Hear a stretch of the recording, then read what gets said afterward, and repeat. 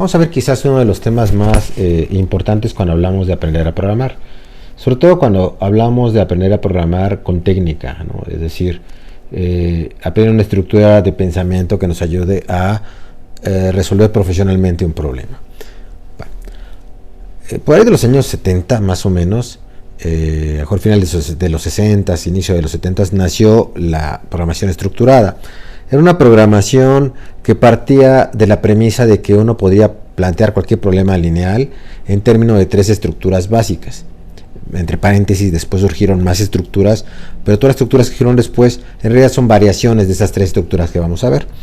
¿Qué quiere decir? Que si ustedes aprenden esas 3 estructuras y las aplican en el análisis de problemas, van a encontrar siempre una estructura de solución que es programable en el lenguaje de programación. Entonces, de ahí que sea tan relevante el aprender esas estructuras. Bueno, y esas estructuras no son otra cosa que un modelo conceptual de cómo plasmar y entender un problema. Básicamente es eso, es una herramienta para resolver, para plantear y con ella resolver problemas de programación. Esas estructuras, a saber, son 3. Una llamada secuencia, otra llamada do while o as mientras y una tercera llamada if then else sí entonces caso contrario. Vamos a platicar de ellas en este momento, en esta ocasión, y posteriormente en los siguientes videos vamos a aplicarlas de manera práctica a problemas ya de programación. Bueno, vamos a empezar. La secuencia, básicamente si yo digo, a ver, vamos a empezar en un problema que es elaborar un desayuno. Y esto nos hace pensar en las recetas, la familia de recetas. Son buenos ejemplos de lo que es un planteamiento en términos de secuencias, en términos de pasos. Es decir, yo puedo plantear, mira, a ver, si lo que queremos desayunar son unos huevitos fritos, pues ¿qué es lo que tenemos que hacer? Bueno, en principio tendríamos que abrir los huevos.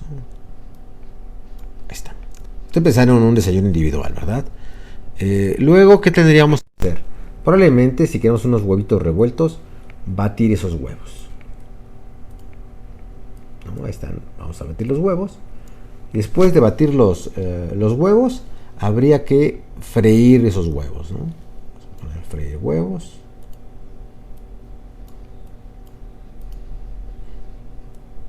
Y bueno, ya que los tengamos fritos, pues ya lo último que nos queda es servir el desayuno.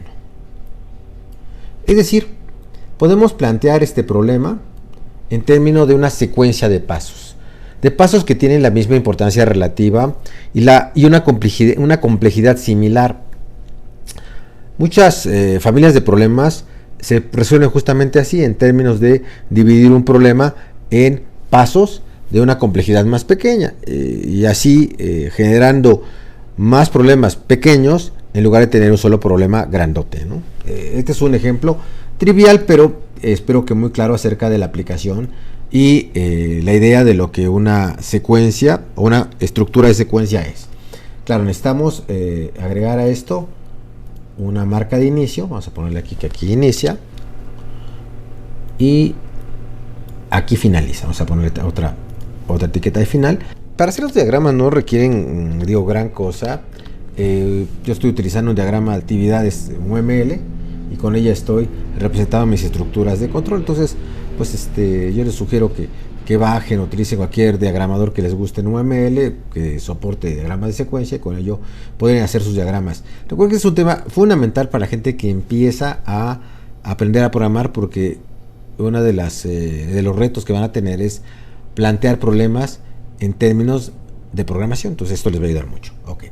La segunda estructura es una estructura que tiene que ver con repetición. Si hay algo en lo que los lenguajes de programación y la computadora en general es muy útiles, son las repeticiones. Yo diría que en general el gran mérito de los programas o de la programación, de los sistemas que vemos y los que usamos todos los días, es su gran capacidad de repetir lo mismo muchísimas veces y a alta velocidad. Entonces, quiere decir que muchos de los problemas que también nosotros planteamos se plantean en términos de repetición. Vamos a poner un ejemplo de la vida cotidiana. Vamos a suponer que yo les digo, a ver, dime cómo le haces para pasar todas las sillas que hay en una habitación a otra habitación. ¿Cómo estructurarías ese problema? Seguramente me dirías, mira, pues es muy fácil, porque en realidad lo que tienes que hacer es cargar una silla ¿ok? O sea, hablo de una habitación y luego que ya la cargaste, ya la tienes, ¿qué haces con ella? Pues trasladas la silla a la otra habitación. Ahí está, ¿no? Y esto, Alex, es lo mismo de arriba, nada más que está en sentido contrario, es una secuencia. Bueno, pero aquí tenemos la instrucción para trasladar una silla, pero oye, con esto solo traslado una y tengo ahí 6. Ah, ok, entonces lo que tienes que hacer es repetir esto 6 veces. Y si tuviera 15, pues 15 veces. Implícitamente hay un elemento que se le conoce como condición de repetición. Esta condición de repetición es la condición de si hay sillas. Es decir, en realidad tengo que repetir este proceso mientras haya sillas. Entonces necesito plantear una condición que rija la repetición. Voy a decirle, mira, lo que necesitas es esta condición de si hay sillas. Si hay sillas, va a ser este rombo. El rombo significa decisión. Si hay sillas, pues voy a cargar las sillas, ¿no? Claro, para esto tendría yo que poner un punto de sincronización. Aquí vamos a poner un punto de sincronización. Un nodo, nada más un conector, pues, nada más para unir todo. Sí, vamos a decir aquí, parto de este punto y me planteo, ¿hay sillas? Entonces carga la silla y la trasladas. Y después, ¿qué haces? Regresas al punto de partida.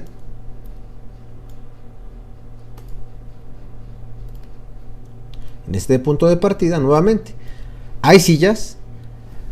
Si ya fuimos por una silla y ya la trasladamos, si había originalmente 6 sillas, ahora solo quedan 5, ¿no?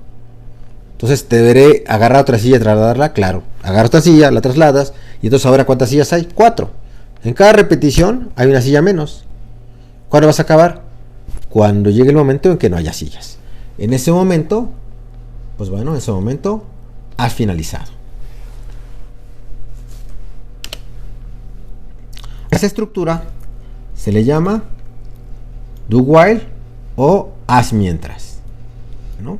Y realmente los elementos que conforman el patrón de solución, los voy a colorear aquí, son estos 3. Y claro, bueno, aquí vamos a hacer una observación, ¿no? Vamos a ponerle aquí otro colorcito. Perdón. Vamos a poner un colorcito nada más para señalar los elementos que conforman la estructura. Ahí está, ¿no? Realmente los elementos que conforman mi estructura es un punto de partida, digamos un punto de sincronización, luego una condición que te dice si haces o no haces la repetición. Es decir, si yo hubiera entrado a un cuarto vacío, ¿hubiera trasladado sillas? Pues no, desde el principio si estaba vacío no tendría por qué haber trasladado una sola silla. Entonces esta estructura lo primero que me plantea es preguntarme por una situación que determine la repetición. En este caso hay sillas, ¿no? Si hay sillas, entonces las traslado. Una, después otra, dando vueltas, ¿no? Haciendo círculos. Claro que esa estructura me permite que en lugar de hacer una secuencia donde yo ponga carga silla, traslada silla, y luego otra vez carga silla, traslada silla, y así, y además donde no sé cuántas veces poner los cuadritos, porque no sé cuántas sillas hay, aquí estamos colocando una estructura dependiente de una condición externa, que en este caso es las sillas, ¿no? ¿Cuántas sillas hay? Hasta ahí va más o menos bien. Esperemos que sí. Bueno, y vamos a ver nuestro último invitado, nuestra última estructura, que es el if then else. Y bueno, aquí algo relevante. Quizás alguien se haya dado cuenta de que estas dos, entre ellas dos, son una secuencia. Es decir, en realidad mi ejemplo muestra un do while pero híbrido, ¿no? Porque adentro anida una estructura de secuencia. Y esto habla justamente de una propiedad que tienen esas estructuras. Las estructuras son anidables entre sí. Si yo puedo tener una secuencia y dentro de uno de los pasos de la secuencia tener una estructura de repetición. O yo puedo tener una estructura de repetición, una estructura do while, que adentro el cuerpo sea una secuencia. U otra estructura de repetición. O sea, justamente es la magia de estas estructuras que son anidables. Por eso es que se acomodan también a los lenguajes de programación. Pero ya tenemos oportunidad de ponerlas en práctica con un ejemplo. Lo siguiente, ¿qué es? Bueno, nuestra tercer estructura, nuestro tercer invitado, que es la estructura if then else. Vamos a partir de la premisa que ahora me quiero plantear lo siguiente. Bueno, quiero mi desayuno, mis huevitos, pero si hay jamón, o más bien si hay tocino, porque me gusta más el tocino, si hay tocino o bacon para los españoles, ¿no? Si hay tocino, bacon, como le llamemos en nuestros países, quiero que ese desayuno esté formado por huevitos fritos con el tocino frito, ¿no? Si no hay, bueno, si no hay ni modo, con jamón, ¿no? O sea, con York, ¿no? O sea, esas dos opciones. ¿Cómo planteo esto en términos de mi problema? Bueno, pues lo que vamos a hacer es que vamos a tener algún elemento común, ¿no? Para acá. Vamos a partir los huevos. Y luego de partir los huevos, vamos a plantearnos la pregunta de si hay tocino. Ok, te lo voy a hacer un poquito más grande para que se vea más bonito. Y luego, ok, entonces digamos, si hay tocino, ¿qué vamos a hacer? Pues hay que freír el tocino, ¿no? Vamos a freír el tocino. Ahí está. Ajusto su tamaño para que se vea mono. Ahí está. Ok, si esto es si hay tocino, y si no hubiera, si no hubiera, lo que vamos a hacer es cortarle jamón para después ya agregarlo a los huevitos. Vamos a cortarle jamón. Ahí está.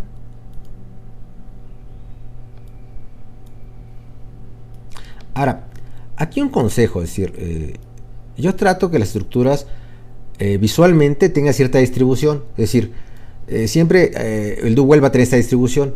Es cierto que si yo lo pongo por acá y para acá abajo, sigue siendo un do while, pero es más difícil que mi cabeza al verlo lo reconozca. Entonces yo les aconsejo a todos aquellos que empiezan a programar que traten de ser muy estrictos en la disposición espacial, en la distribución espacial de sus diagramas.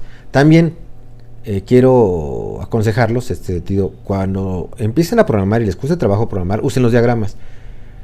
Cuando usamos diagramas, usamos los dos hemisferios de nuestro cerebro. A diferencia de cuando queremos resolver un problema solamente usando un lenguaje de programación, ahí estamos usando solamente el hemisferio izquierdo. Entonces, siempre va a ser más fácil plantear un problema que nos resulte complicado utilizando todo nuestro cerebro que solo utilizando la mitad. Esto como una mera cápsula, ¿no? Regresamos a donde estábamos. Ok, ahora a este if then else le falta algo. ¿Qué le falta? Cerrar la estructura. Es decir, el if then else parte de que no importa que se bifurque el flujo de acción, siempre se tiene que volver a unir. Vamos a poner aquí un punto de sincronización.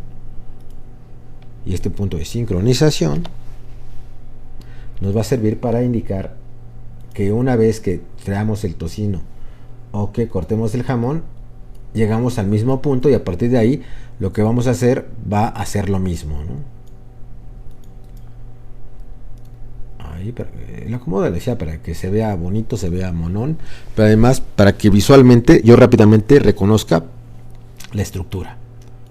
Bueno, ahora hemos agregado esta acción y la vamos a conectar a lo demás. Ahí está.